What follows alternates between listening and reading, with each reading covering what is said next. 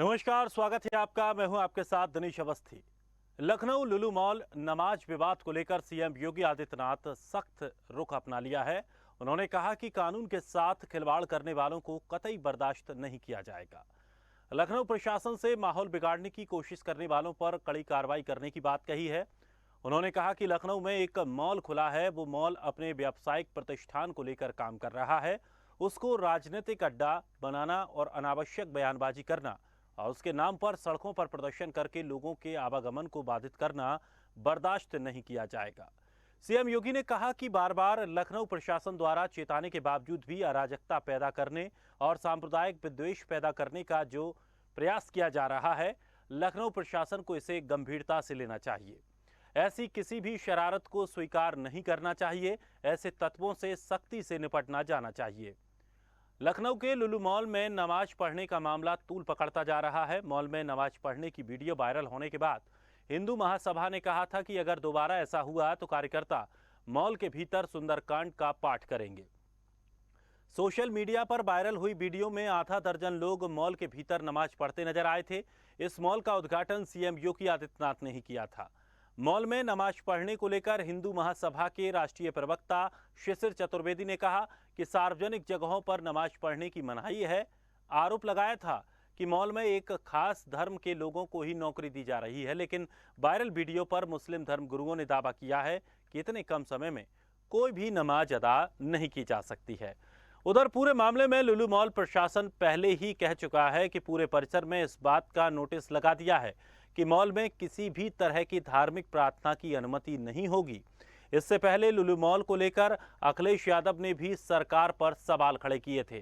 Tweet कर सरकार के सवाल किया था कि व्यावसायिक गतिविधियां यदि षड्यंत्रों और साजिशों की राजनीति का शिकार होने लगेंगी तो निवेश करने कौन आएगा। सपा प्रवक्ता अमीक जामी ने कहा कि भाजपा संघ पहले दंगा कराते थे, अब नमाज प्लांट कर समाज में घृणा पैदा कर रहे हैं। तो वहीं आज मॉल के शुद्धिकरण के लिए जगत गुरु परमहंस पहुंचे। इस दौरान पुलिस के रोकने पर उनसे विवाद हुआ। परमहंस को पुलिस ने फिलहाल हिरासत में लिया है। कुल मिलाकर देखा जाए तो लुलु मॉल में नमाज का मुद्दा थमने का नाम नहीं ले रहा है। मॉल में सांप्रदायिकता के साथ सियासत भी है और बयानबाजी भी है। तमाम आरोप प्रत्यारोप हैं। तो आज इसी मुद्दे पर हम अग्निपथ में चर्चा करने वाले हैं, लेकिन उससे पहले आपको सुनवा देते हैं कि क्या कुछ प्रतिक्रियाएं इस पूरे मामले को लेकर निकलकर सामने आई हैं। रोक रहे अरे तुम दूर खड़े हो पता है, दूर खड़े हो। आशीष थोड़ा पीछे शिष्टाचार आता है, लेकिन कैसी बात करें। माने भारत में रह के भगवा का अपमान। लखनऊ में एक मॉल खुला है, वह मॉल अपने व्यवसायिक प्रतिष्ठान को लेकर काम कर रहा है और उसको लेकर के राजनीति का अड्डा बनाना, अनावश्यक बयानबाजी जारी करना और उसके नाम पर फिर सड़कों पे प्रदर्शन करके लोगों के आवागमन को बाधित करना और बार बार लखनऊ के प्रशासन के कहा गया सबके बावजूद भी अराजकता पैदा करने और सांप्रदायिक विद्वेष की स्थिति पैदा करने का जो कुत्सित प्रयास हो रहा है, यहाँ पे लखनऊ प्रशासन को बहुत गंभीरता से इसको लेना चाहिए। इस प्रकार की किसी भी शरारत को स्वीकार नहीं करना चाहिए। सख्ती से ऐसे तत्वों से निपटना चाहिए जो अनावश्यक मामलों को बढ़ावा देकर के माहौल खराब करने का प्रयास करते हैं।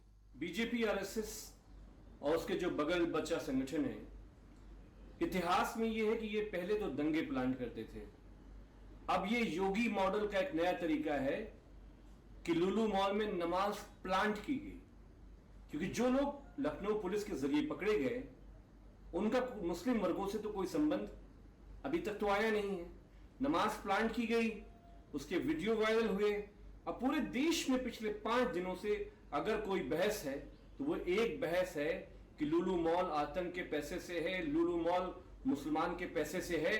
और पहली बार हम देख रहे हैं उत्तर प्रदेश में कि किसी मल्टीनेशनल कंपनी को यह बताना पड़ रहा है कि मेरे यहाँ कंपनी में कितने मुसलमान हैं, कितने हिंदू हैं, कितने सिख हैं, कितने ईसाई हैं, कितने जैन हैं, कितने बुद्ध हैं।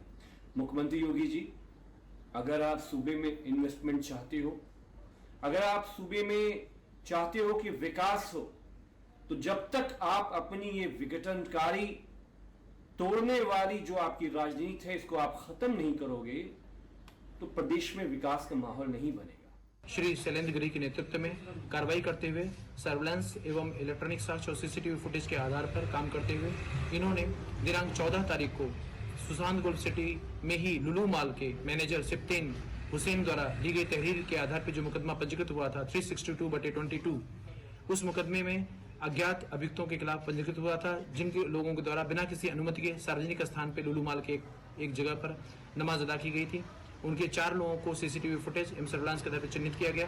उनको, जिनके नाम क्रमशः मोहम्मद लुकमान, मोहम्मद रेहान, मोहम्मद आतिफ खान और मोहम्मद नोमान है, इनको डिटेन करके जुडिशियल कस्टडी हेतु उचित धाराओं में भेजा गया है। तो सुनिए आपने प्रतिक्रियाएं कि क्या कुछ इस पूरे मामले को लेकर लगातार प्रतिक्रियाएं आई हैं। तो वही मुख्यमंत्री योगी आदित्यनाथ ने सख्त यहां पर होते हुए कहा है कि इस तरह की अराजकता बिल्कुल भी प्रदेश में बर्दाश्त नहीं की जाएगी। चलिए चर्चा को आगे बढ़ाते हैं। विवेक श्रीवास्तव नेता BJP, doctor Nitendra Yadav Samajwadi party से प्रवक्ता हैं, सुशील दुबे वरिष्ठ पत्रकार, तीनों मेहमानों का बहुत बहुत स्वागत है हमारे इस कार्यक्रम में। सबसे पहले विवेक श्रीवास्तव जी, सवाल आपसे है। योगी आदित्यनाथ एक तरफ कह रहे हैं कि इस तरह की अराजकता बर्दाश्त नहीं की जाएगी, दूसरी तरफ से समाजवादी पार्टी ये आरोप लगा रही है कि बीजेपी खुद इस तरह की जो नमाज वाले प्रोपेगेंडा हैं उसको बनाकर तैयार कर रही है, खुद प्लांट कर रही है। देखिए, समाजवादी पार्टी का जो वक्तव्य है वो बहुत ही नकारात्मक है। उस माल में नमाज पढ़ने की शिकायतें आई, प्रबंधन ने वहां के पहले तो उससे अनभिज्ञता जाहिर की, फिर प्रबंधन ने कहा कि हमें इसकी जानकारी नहीं है, फिर प्रबंधन ने उस पर FIR की। और जिस तरह से मुख्यमंत्री जी ने जिला प्रशासन को दिशा निर्देश दिए हैं कि आगे से ऐसी किसी घटना की वहां पुनरावृत्ति नहीं होनी चाहिए। व्यापारिक स्थल है, व्यापार हो, कारोबार बढ़े, अच्छा है, सबकी शुभकामनाएं हैं लुलू मॉल के प्रबंधन के साथ। लेकिन इस तरह की जिससे किसी की धार्मिक भावनाएं आहत होती हो, ऐसी कोई गतिविधि वहां नहीं होनी चाहिए। न कोई नमाज पढ़े, न कोई वहां हनुमान चालीसा पढ़ने जाए। कारोबार का स्थान है, कारोबार हो, कारोबार लोग करें, अच्छी बात है। मुख्यमंत्री जी ने उसमें दिशा निर्देश भी आज जारी किए हैं। ऐसे में जो समाजवादी पार्टी का इस तरह का बयान है, ये बहुत ही बचकाना बयान है। उनको लेकिन एक बात ये भी समझनी होगी कि आखिर ये अराजकता फैला कौन रहा है। मुख्यमंत्री ने तो कह दिया कि अराजकता का माहौल नहीं बनना चाहिए, लेकिन ये अराजकता फैला कौन रहा है?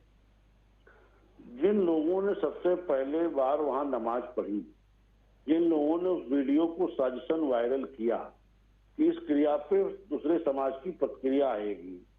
देखिए, ऐसी किसी घटना को जो अंजाम दे रहे हैं वही अराजकता फैलाने वाले लोग हैं। और बेहतर होता कि अखिलेश यादव उन तत्वों की क्रिटिसाइज करते, लेकिन अखिलेश यादव ऐसा नहीं कर पाएंगे क्योंकि इससे उनको लगता है कि उनके जो तुष्टीकरण, जिस वर्ग का तुष्टीकरण करते उसके मत प्रभावित हो जाएंगे। तो जब राजनेताओं को इस तरह की तुष्टीकरण की चिंता होगी तो इस तरह के तत्वों का क्रिटिसाइज नहीं कर सकते। लेकिन भारतीय जनता पार्टी के शासन में सबका साथ, सबका विकास, सबका विश्वास, लेकिन तुष्टीकरण किसी का नहीं। सरकार किसी वर्ग का तुष्टीकरण करने में विश्वास नहीं रखती। जो भी अराजकता उत्पन्न करेगा उस पर कार्रवाई की जाएगी। चलिए, डॉक्टर नीतेंद्र यादव भी हमारे साथ बने हुए हैं। यादव जी, किस तरह से इस पूरे प्रोपेगेंडा जिसको बताया जा रहा है, इस पूरे मामले को बताया जा रहा है, किस तरह से इस मामले को लेते हैं, और जिस तरह से योगी आदित्यनाथ ने साफ तौर पर सख्ती दिखाई है, उसको लेकर क्या प्रतिक्रिया है? कभी कभी राज्य मुख्यमंत्री जी लगता है कि आज वो मुख्यमंत्री हैं, और कभी कभी लगता है कि वो हिंदू महासभा के नेता हैं। आज जिस उन्होंने इस पर एक कदम उठाया है, ये सच है कि अगर किसी भी उद्योगपति को, किसी भी कारोबारी को अगर हम कारोबार करने के लिए अपने प्रदेश में आमंत्रित करते हैं और उसको अगर स्वच्छ माहौल नहीं मिलेगा, यहाँ जब सांप्रदायिक उन्माद होगा तो कोई इन्वेस्टर क्यों आएगा। ये लुलू मॉल का जो जमीन का आवंटन था, ये समाजवादी पार्टी की सरकार में आदरणीय अखिलेश यादव जी के द्वारा किया गया था। और ये आज वो बन करके उत्तर प्रदेश का सबसे बड़ा माल तैयार हुआ है। माननीय मुख्यमंत्री जी ने उसका उद्घाटन किया। ये देखिए कि कभी कभी हम नकल करने में किस तरीके से गलतियां करते हैं। इस देश में, ये हमारा भारत है, भारत के संविधान में पंथ निरपेक्ष हमारा संविधान है और यहाँ तमाम मजहब हैं। कोई हिंदू सनातन संस्कृति को मानता है, कोई इस्लाम को मानता है, ईसाईयत को मानता है, बहाई को मानता है और सनातन संस्कृति के अंदर 3000 मत संप्रदाय हैं। कोई गिरी है, कोई पुरी है, दंडी है, सन्यासी है, नागा है, निर्वाणी है और सबकी इबादत की, पूजा की पद्धति अलग है। तो क्या हम किसी एक को देख करके अपनी संस्कृति को छोड़ देंगे? इस्लाम के अंदर उन्होंने एक खुदा को माना है और इबादत करने का तरीका वो कहीं भी बैठ करके एक समय निर्धारित समय पर अपनी नमाज अदा कर लेते हैं। तो चूंकि अगर माल के अंदर कर्मचारी हैं, एक संप्रदाय विशेष के हैं, उनकी इबादत का समय हुआ, उन्होंने अपनी चद्दर बिछाई और एक जगह बैठे 5 मिनट के अंदर अपनी इबादत कर ली। तो इसकी नकल करते हुए क्या हम सब अपनी सनातन संस्कृति को छोड़ करके क्या इस्लाम को स्वीकार कर लेंगे? ये जो फर्जी टाइप के पाखंडी लोग हैं, जो ना तो सनातन धर्म को जानते हैं, ना सनातन संस्कृति को जानते हैं, वो इस तरीके की सस्ती लोकप्रियता पाने के लिए जो वहां उदंडता कर रहे हैं, इनके खिलाफ पहले तो सख्त कार्रवाई होनी चाहिए। लेकिन नीतेंद्र जी, आपकी बात में कंप्लीट होने दूंगा, लेकिन पहले सवाल आपकी बातों से इसलिए उठ रहे हैं कि जब पूरे देश में जिस तरह का माहौल है, उस माहौल को देखना भी जरूरी है। क्योंकि हम ये नहीं कहते कि कोई भी धर्म है, या कोई भी ये नहीं कहता कि किसी भी धर्म को ये आज़ादी नहीं है। सबको सभी आज़ादी है, सभी लोग अपने अपने धार्मिक कार्यक्रमों के आयोजन भी करते हैं। लेकिन अगर इस तरह का माहौल देश में बना है कि ऐसी स्थितियां पैदा ना हो, खास करके नमाज को लेकर कितना बड़ा बहस देश में पूरी छिड़ी हुई है। जगह जगह से इस तरह की खबरें भी आई कि यहाँ पर नमाज सड़कों पर पढ़ी जा रही है, लोगों को दिक्कतें होती हैं, रास्ता जाम कर दिया जाता है और इसको लेकर कई गाइडलाइंस भी जारी की गई। उत्तर प्रदेश सरकार भी कई बार ये कह चुकी कि नमाज ऐसे खुले में ना पढ़ें, आपको इबादत करनी है आप घर पर करिए।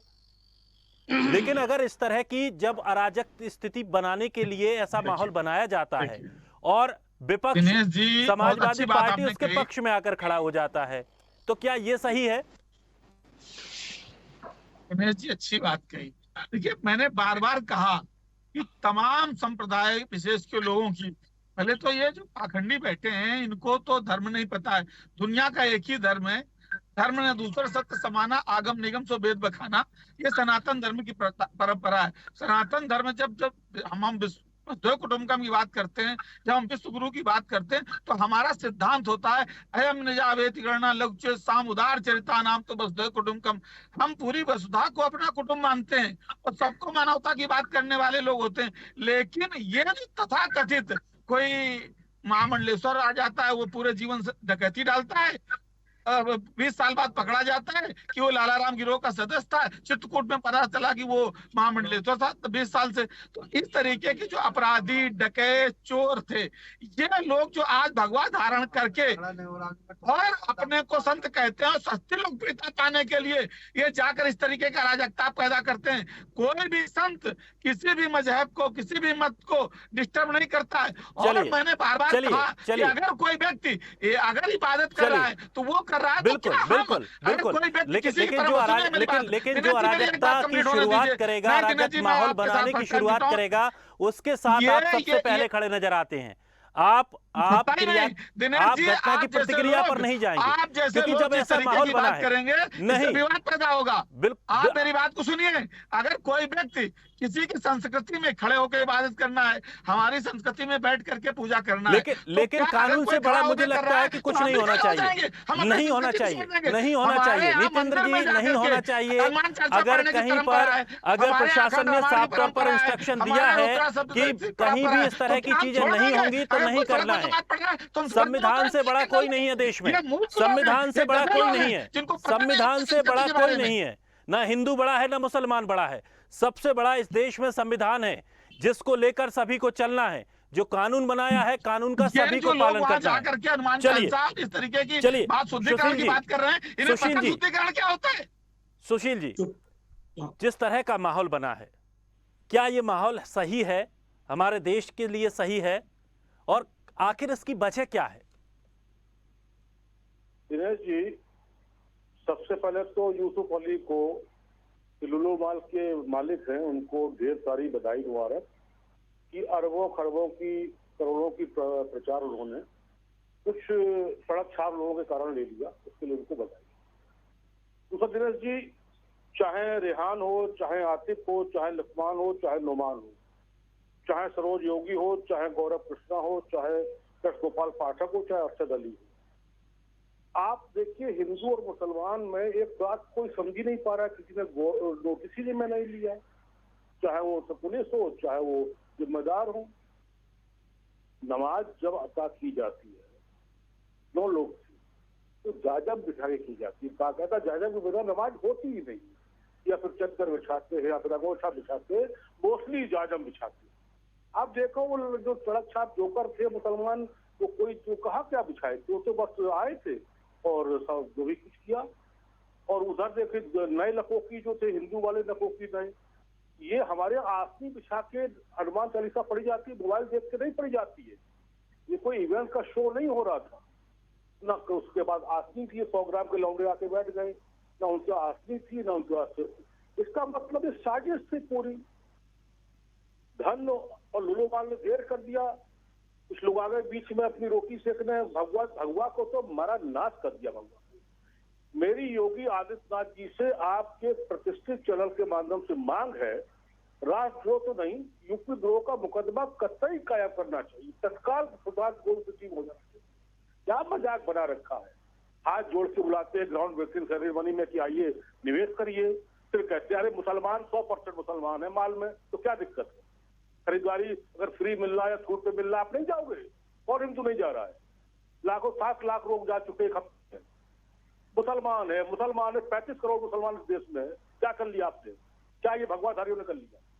आपकी सत्ता है, अरे आप मुसलमान है, आप उससे तो लिख के दे दिया जीएम ने कि 80% हिंदू और बाकी पूरा देश है, कितना अच्छा शब्द दिया, सिख भी है, ईसाई भी है, मुसलमान भी है, अब क्या करोगे, कहाँ थूक के चाटोगे?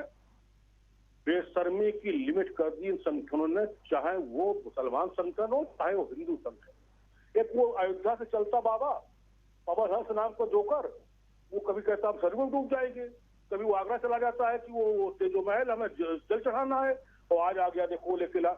इसको तो खोपचे में तुरंत ले लेना चाहिए। पुलिस कमिश्नरेट के सीपी साहब से मैं कहूंगा, एक शब्द होता है खोपचे में लेना, इसको खोपचे में तत्काल ले लिया जाए। इस टाइप के जो जोकर उत्तर प्रदेश में विकास के काम, और योगी से बड़ा कोई संत है, योगी से बड़ा कोई देवता है, योगी से बड़ा कोई मुख्यमंत्री है, बहुमत के मुख्यमंत्री है। एक चप्पल, एक कुर्ता और एक उसमें लुंगी में और भगवे में रहते हैं, उनके पास तो सोने की चैन भी नहीं है।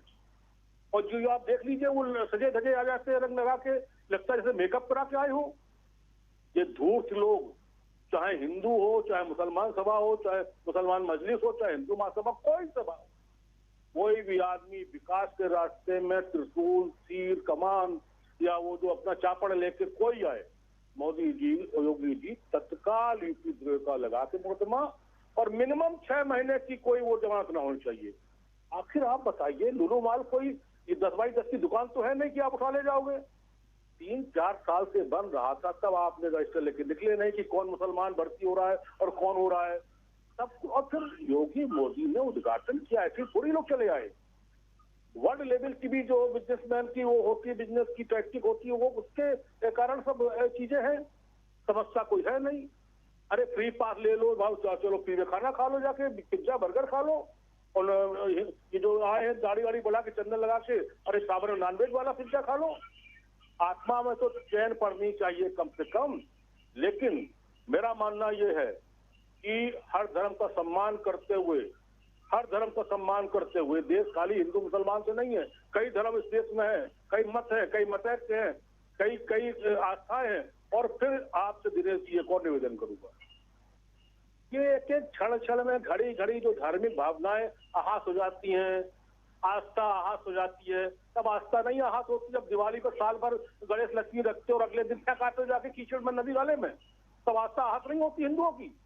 एक नहीं 1 लाख यहाँ का रंजीत सिंह लड़का लाखों मूर्तियां उठा चुका है नदी नालों से, आस्था आहत हो जाती है। अरे अपनी आस्था को इतना हल्का क्यों करे दे रहे हो कि आपकी आस्था आहत हो जाए? और फिर नमाज वालों नमाज पढ़ी तो आप ही ढोल बजा क्यों गए थे? आप जाते आप भी वैसे ही पढ़ते जैसे नकली नमाज उन्होंने पढ़ी थी। आप 3 दिन बाद वहां पर हनुमान चालीसा पढ़ो और फिर जय श्री राम वाले हनुमान चालीसा पे क्यों आ गए? जय श्री राम पे क्यों नहीं टिके हुए हैं? हनुमान जी मेरे आराध्य हैं। मैं पिछले 40 साल से नियम से सवेरे नहा धो के हनुमान चालीसा पढ़ता हूँ, रटी हुई है। आरती और हनुमान चालीसा दोनों रटी हुई है। मोबाइल देख के नहीं पढ़ता हूँ। तो शर्म आनी चाहिए, समझदार हो जाओ, सावधान हो जाओ। पुलिस वालों को दिक्कत मत करो। देखो बाबा कैसे बोल रहा, वो परमहंस टाइप का जोकर लपोकी कह रहा कि दूर खड़े हो। राजपत्रित पुलिस अधिकारी है, बावर्दी है, राजपत्रित पुलिस अधिकारी दिनेश जी, उसको कह रहा दूर खड़े हो। जैसे ही होम मिनिस्टर भी ऐसे नहीं कहेगा, वो भी अपनी मर्यादा में रहेगा। ये सब चीजें और भगवा संतधारी और दंड लिए ये संतधारी हिंदू समाज को तुम दारी बाबा क्या आगे वो दे रहे हो उपदेश कि दंड लिए हुए व्यक्ति इतनी बदतमीजी से बात करेगा पुलिस अधिकारी से, और पुलिस अधिकारी आपसे हाथ जोड़ना सम्मान से बात कर रहा है। ये तरीका इसलिए आहत करता है। ये मेरा धर्म नहीं आहत हो रहा, ना मेरी धारावाहिक भाषा आहत हो रही, ना आस्था आहत हो रही है। विकास आहत हो रहा है। उस विकास के आहत होने से हम आहत हो रहे हैं। हम जानते हैं कैसे मेहनत की कमाई की जाती है। उन बच्चों से पूछो जो 10 घंटे 12 घंटे स्कूल नहीं खड़े होकर वहां पर काम कर रहे हैं, उनके रोजी रोटी पर उनको हर बार कितना खतरा बदलाता होगा। उनसे पूछिए आप, उन गार्डों से पूछिए आप। यहाँ तो एसी में बैठ गए, बेहतरीन चेयर है 5,000 8,000 10,000 वाली चेयर है, झूल रहे हैं, सामने लैपटॉप रखा हुआ है। उन सेल्फ गर्ल बच्चों से पूछिए जो मॉल में तो स्कूल भी नहीं मिलता है, आधे घंटे खाने को मिलता है खाली छुट्टी, और वो खड़े होकर आपकी सेवा करते हैं।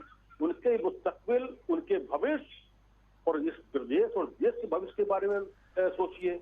बिल्कुल। और जिस तरह से भगवान जिस तरह से जो कहा जा रहा है कि दिनेश जी सब नकली हैं, सब बहुरूपीय हैं, सब है लपोकी, सब लपोकी हैं। जिस तरह से सुशील जी कहा जा रहा है नहीं है, एक के पास आस्ती नहीं है, और सब बड़े भारी भगवान के ठेकेदार बन रहे हैं, अल्लाह के ठेकेदार बन रहे हैं। ये साजिश के तहत जो था, और जिस तरह से जो आपने तमाम बातें कही, और हालांकि जिस तरह का माहौल जो आजकल बन रहा है, उससे ये बात तो साफ है कि कहीं ना कहीं जो एक अच्छा माहौल है उसको बिगाड़ने की कोशिश हर तरफ से हो रही है। इसमें एक किसी को जिम्मेदार ठहराना ठीक नहीं है। दोनों तरफ से इस तरह की कोशिशें की जा रही हैं, और इसमें कुछ चंद लोग हैं जो इस तरह का माहौल बनाते हैं और इसको एक बड़ा रूप देते हैं, और उसके बाद पूरे देश में ये बातें हवा में वायरस की तरह फैल जाती हैं। और जो मुख्य मुद्दे हैं, जो जरूरी मुद्दे हैं, जिनसे लोगों को उनका जीवन जुड़ा हुआ है, उन मुद्दों पर ध्यान ना जा करके इस तरह की बातों पर उनका ध्यान जाता है और माहौल स्वतः ही बिगड़ता चला जाता है। चलिए फिलहाल आज वक्त और नहीं है हमारे पास, नहीं हम इस विषय पर और चर्चा करते। बहुत बहुत शुक्रिया विवेक जी, डॉक्टर नीतेंद्र जी, सुशील जी हमारे साथ जुड़ने के लिए, अपना पक्ष रखने के लिए। तो नमाज, साजिश, सख्ती और सियासत, लेकिन कब थमेगा ये दौर? क्योंकि अगर इस तरह का दौर चलता रहा तो देश का माहौल बिगड़ेगा। जो जरूरी काम है, विकास के काम हैं, उन कामों पर ना कोई आवाज उठा पाएगा, ना उन पर कोई ध्यान दे पाएगा। तो कैसे इन पर रोक लगेगी, यही देखना होगा। फिलहाल योगी आदित्यनाथ ने साफ तौर पर सख्ती दिखाते हुए कहा है कि इस तरह के मामले अब सामने प्रदेश में नहीं आने चाहिए। देखते हैं इस योगी के आदेश के बाद क्या कुछ स्थिति बनती है। फिलहाल इस खास बुलेटिन में इतना ही।